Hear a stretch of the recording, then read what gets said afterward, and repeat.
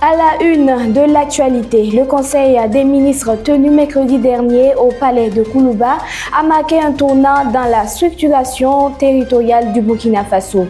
Le gouvernement a acté une réorganisation administrative portant désormais à 17 le nombre de régions et à 47 celui des provinces.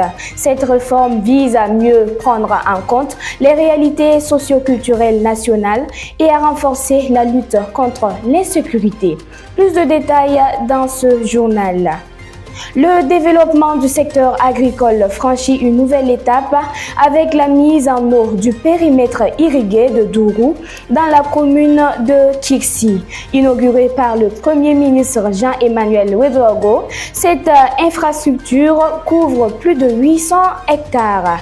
Elle vise à accroître les capacités de production des agriculteurs et à répondre aux défis de la sécurité alimentaire. Ce projet s'inscrit dans la dynamique nationale de valorisation du potentiel agricole pour atteindre la souveraineté alimentaire au Burkina Faso.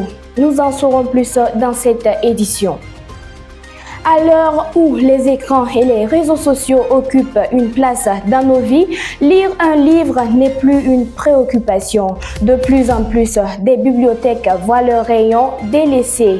Ce changement d'habitude s'explique par plusieurs facteurs, notamment la facilité d'accès au contenu numérique et un manque d'intérêt des nouvelles générations pour la lecture papier. Nous en parlons dans cette édition.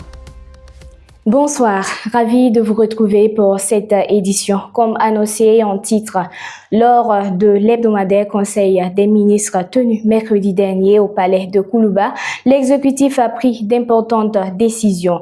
La réorganisation administrative du pays était notamment à l'ordre du jour. Le Burkina Faso compte désormais 17 régions et 47 provinces.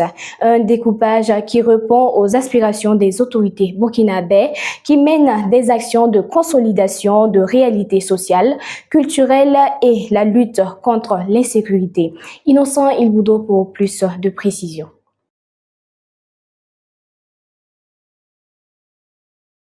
Le Conseil des ministres a pris une décision importante en validant les nouveaux découpages administratifs du Burkina Faso. Le pays sera désormais composé de 17 régions et 47 provinces, marquant la création de 4 nouvelles régions et de 2 nouvelles provinces.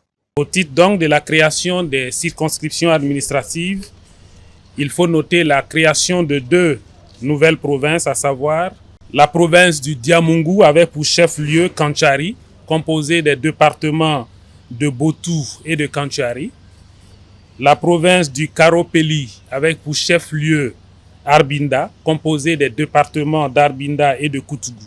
Au titre des nouvelles régions créées, il faut citer la région de la Siba avec pour chef-lieu Bogandé, composée des provinces de la Nyanya et de la Komandjari.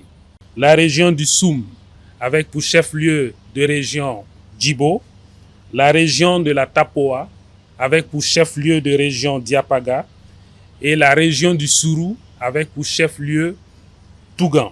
Le gouvernement a procédé au changement de la dénomination des 13 régions existantes dans le but d'harmoniser et de renforcer l'identité administrative des territoires. Le reste concerne les régions qui existaient par le passé.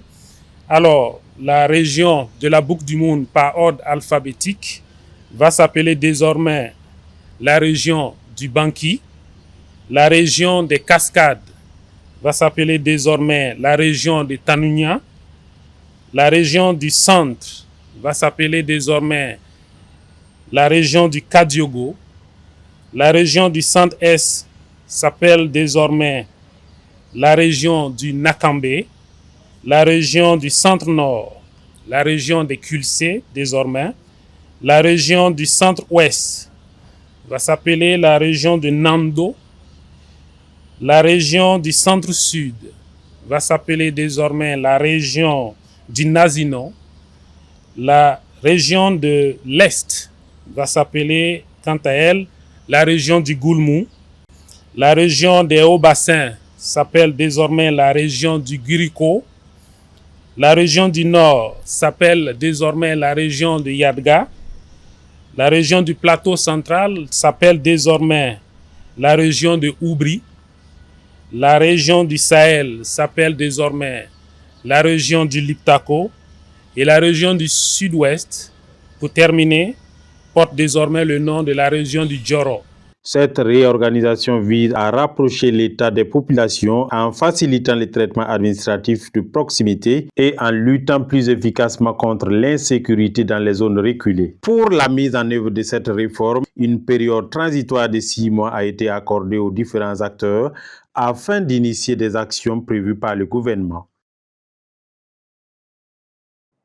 A versé également dans ce dossier découpage du territoire. La conférence de presse donnée hier par le ministre d'État chargé de l'administration territoriale et de la mobilité, Émile Zerbo, ainsi que son homologue en charge de la communication et porte-parole du gouvernement, Perdouende Gilbert Ouedraogo. Au cours de cette rencontre avec les médias, les deux ministres ont fourni des éléments qui jettent plus d'éclairage sur le sujet. Innocent Ilboudou.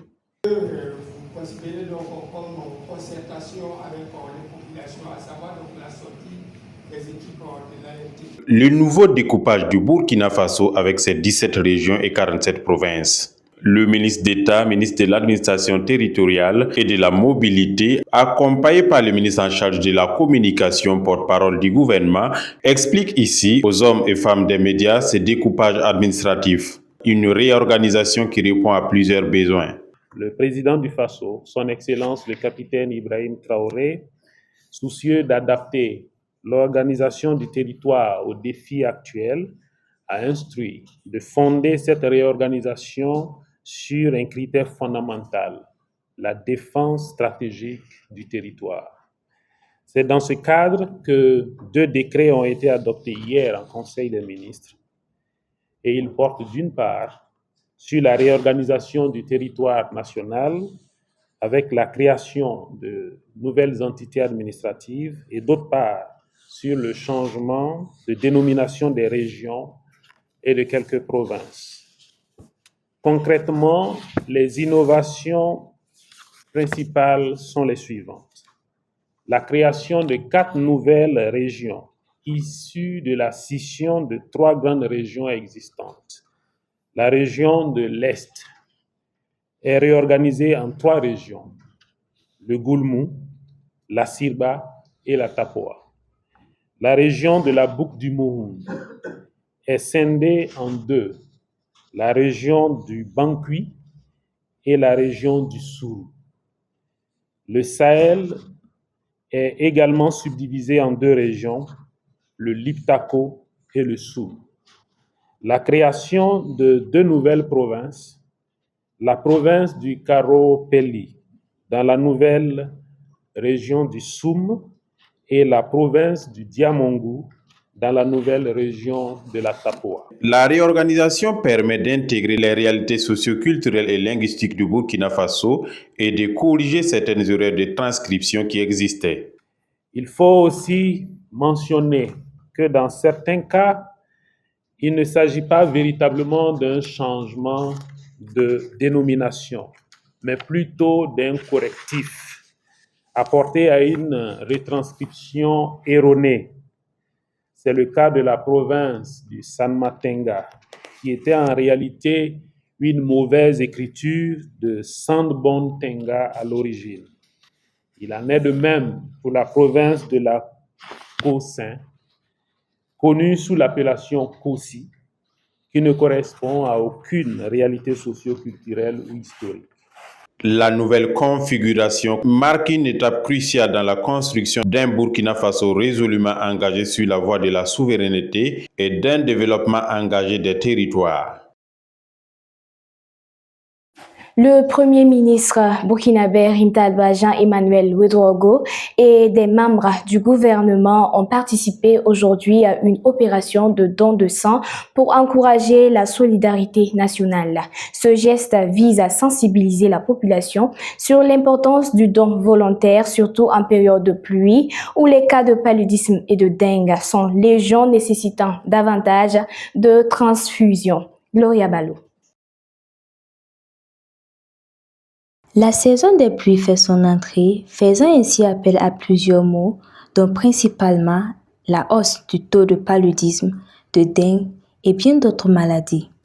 Il s'y est de souligner malheureusement que ces pathologies nécessitent souvent une transfusion sanguine. Précieux mais pénalisable, le sang demeure le seul essence de l'existence humaine. Cet événement d'aujourd'hui, j'allais dire, vient comme une piqûre de rappel.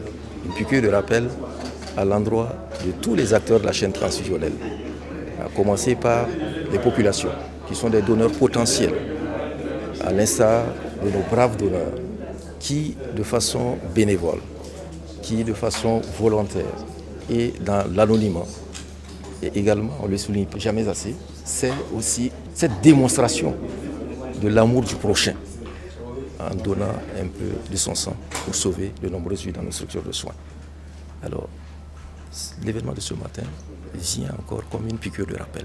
Une piqûre de rappel à l'endroit de toutes les associations, tous les partenaires au don de sang, qui se battent inlassablement pour la sensibilisation et la mobilisation de nos populations.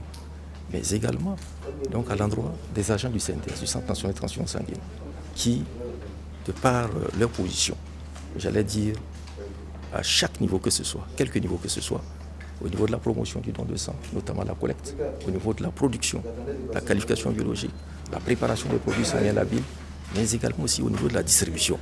C'est cela, parce que nous avons la distribution nominative, la distribution non nominative, mais également aussi donc à l'endroit des utilisateurs, que sont les cliniciens, notamment pour qu'ensemble, dans une synergie d'ensemble, nous puissions donc rendre disponibles ces produits sanguins labiles partout où besoin sera.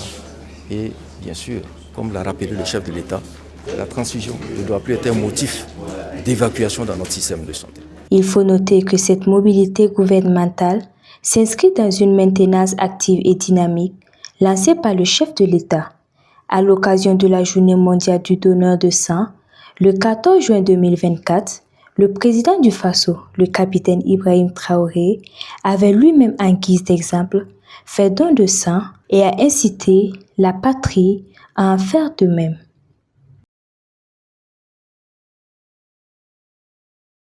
Le Premier ministre Rimtalba Jean-Emmanuel Ouedraogo a procédé hier à la mise en eau officielle du périmètre irrigué du Dourou dans la commune de Kirsi, province du Passoré. Cette infrastructure vient accroître les superficies aménagées dans le cadre de la stratégie nationale de lutte contre l'insécurité alimentaire et de promotion de la souveraineté agricole du Burkina Faso. Jamila Komporé. Après les périmètres irrigués de Barzon et de Sendou, c'est le tour de Dourou de bénéficier d'une mise en eau. Cette infrastructure d'une superficie de plus de 800 hectares permettra d'améliorer la production agricole et de renforcer la sécurité alimentaire dans la région. Ce sont pratiquement 800 hectares ici. Ça montre d'abord l'étendue et ça montre le potentiel. C'est un gros potentiel qu'il y a ici. Et évidemment, il ne reste plus donc qu'à inviter les producteurs à s'investir pleinement dans la production pour que 365 jours sur 365 ici à Dourou, les producteurs soient donc à l'ouvrage pour produire et en campagne humide et en campagne sèche. Pour le Premier ministre, le plus dur reste l'exploitation du site et la préservation des investissements déjà réalisés. C'est une responsabilité partagée entre les techniciens, les producteurs. Il faut que tout soit mis en œuvre pour que les gros investissements qui ont été faits ici, c'est près de 17 milliards et demi qui ont été investis, cela nécessite qu'on en prenne soin pour que ce soit un investissement durable qui change de façon durable et de façon définitive les conditions de vie des populations dans la zone, mais aussi que chaque année on puisse sortir ici des quantités importantes de céréales, de produits de la maraîchiculture qui vont permettre bien sûr de nourrir vraiment les Burkinabés. Et comme je dis, c'est vraiment un acte très important. À cette initiative s'ajoutent les 1234 hectares de bas-fonds déjà aménagés dans les régions de la Boukou du Mouhoun, des hauts-bassins, des cascades et du nord du pays. Des investissements qui s'inscrivent dans le cadre de l'offensive agro-pastorale et halieutique 2023-2025. L'ASELC présente son rapport annuel 2023 et renforce la sensibilisation contre la corruption. L'Autorité supérieure de contrôle d'État et de lutte contre la corruption, ASELC, a rencontré la presse le 4 juillet 2025 à Ouagadougou pour présenter son rapport annuel général d'activité 2023. Ce rapport met en lumière les actions menées par l'institution dans le cadre de la prévention de la corruption, notamment par les campagnes de sensibilisation sur les méfaits de la corruption et les infractions assimilées. Innocent Ilboudo. La lutte contre la corruption constitue le cheval de bataille de l'Autorité supérieure de contrôle d'État et de la lutte contre la corruption. Ce rapport vise principalement à répondre aux attentes du gouvernement en proposant des actions à la fois efficaces et efficientes pour prévenir et combattre la corruption. Les initiatives entreprises par la SELC témoignent d'une nette amélioration de la gouvernance publique. Comme je disais, il y a des avancées parce que si vous regardez 10 ans en arrière, on pouvait détourner, on va dire, un tel a pris ceci dans la caisse, il y a l'argent qui a disparu, mais actuellement, de plus en plus, là, c'est rare. Donc, on essaie d'affiner de plus en plus les méthodes. Vous avez vu, on a dit qu'en tête, il y a les marchés publics qui interviennent. Vous voyez, donc ça veut dire que c'est au niveau de la passation et les choses vont se passer derrière ce que vous voyez. Donc, de plus en plus, quand même, c'est vrai que c'est quelque chose de caché, mais les gens se cachent de plus en plus pour dire que le dispositif qui est en place produit déjà quelques effets qui repoussent les gens, on peut dire, jusqu'à leur retranchement, mais ils ne sont pas à leur dernier retranchement d'abord. Donc, mais le dispositif fonctionne de plus en plus et les résultats sont atteints. La lutte contre la corruption est l'affaire de tous les Burkinabés. Pour le contrôleur général de l'État, Lassane Compaoré, la sensibilisation demeure un levier essentiel dans ce combat. Et nous sommes en train d'intensifier, d'innover, notamment dans le volet prévention, en faisant appel à toutes les compétences. Et très incessamment, nous allons solliciter les artistes plasticiens à nous accompagner pour apposer un peu dans les grandes villes et surtout dans les zones à forte fréquentation ou à fort potentiel corruptogène, de nous aider avec des affiches, des slogans anticorruption et autres. Et cela peut s'étendre également à la diaspora. Si au niveau de la diaspora, il y a des gens dans leur pays d'accueil, ils ont connaissance de bonnes pratiques et dans ces pays-là, ils peuvent bien partager avec la SE. Donc, toutes choses qui permettraient à l'institution donc de renforcer sa capacité à lutter contre la corruption. C'est comme ça que nous voyons les choses. C'est l'affaire de tous les Burkinabés. Que tu sois Burkinabé vivant à l'intérieur du territoire ou en dehors, tu peux efficacement contribuer. Il y a des gens qui sont en dehors du pays qui ont suffisamment d'informations que nous n'avons pas sur des faits de corruption et qu'ils décèlent par leurs propres moyens. Je ne vais pas rentrer dans les secrets, mais il y a beaucoup de lanceurs d'alerte qui ne sont pas là et qui nous donnent beaucoup de matière dans ce domaine.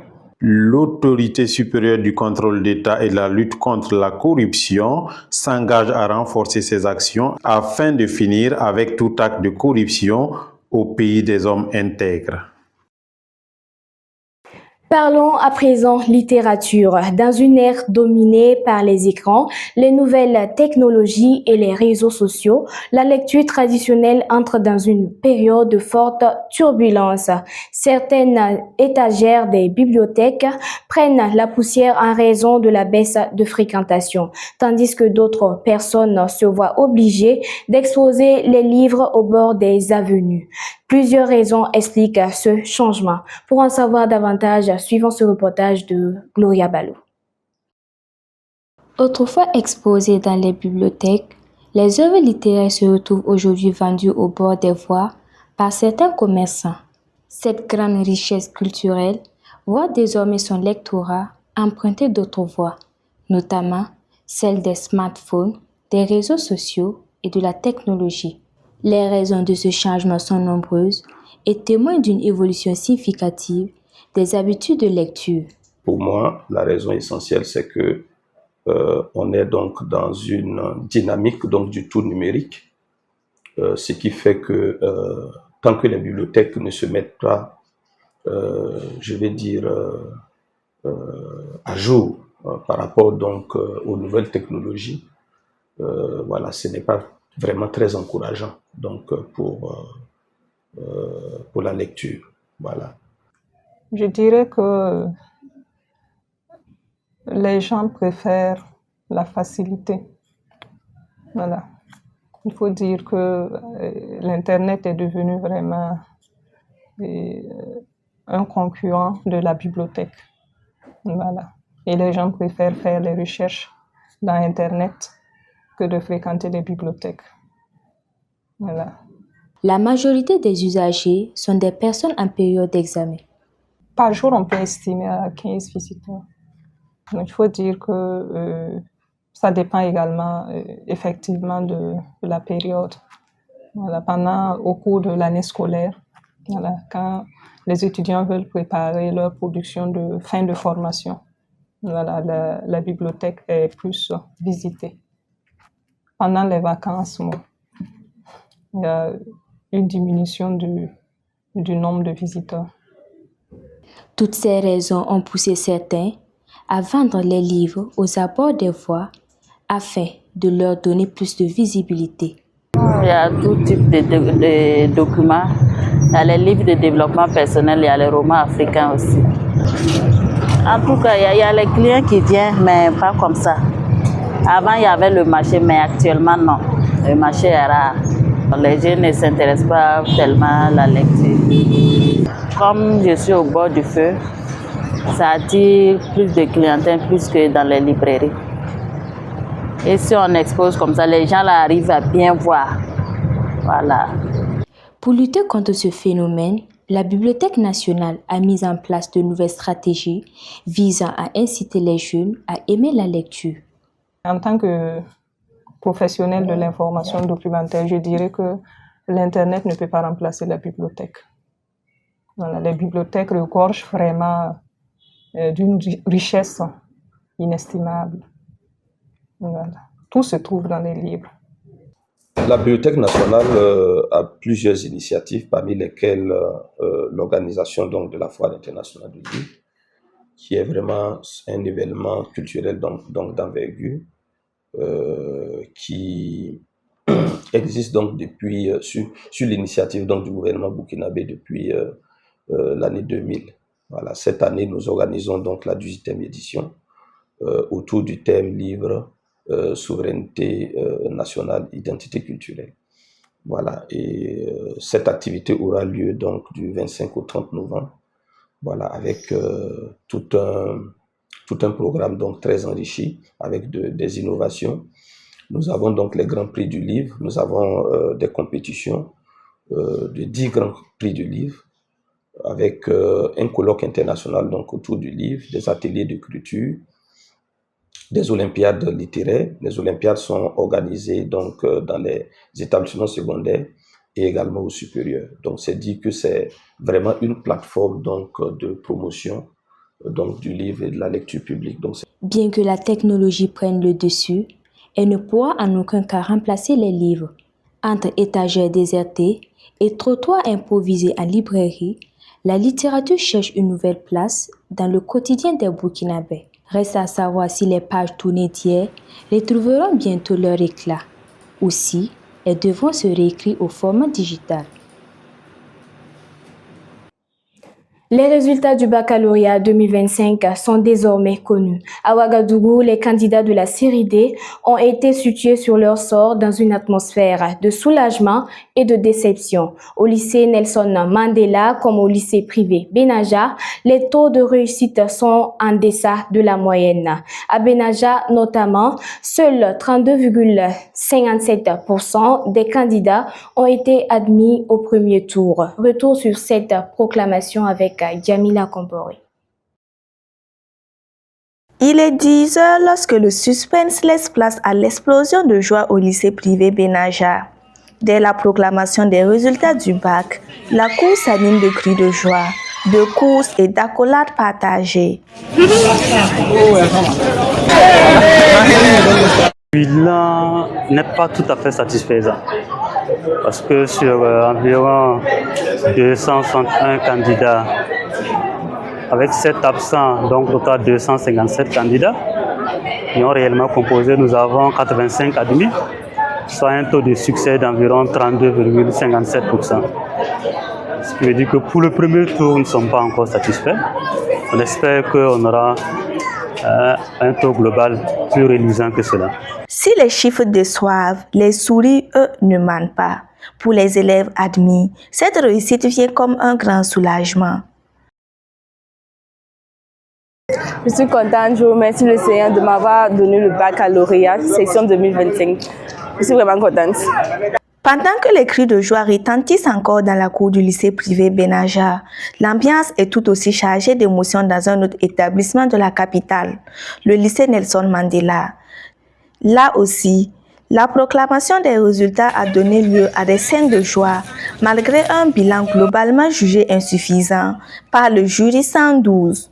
Au niveau du jury 112, nous avons 262 candidats qui sont inscrits, voilà, et 250 qui ont composé.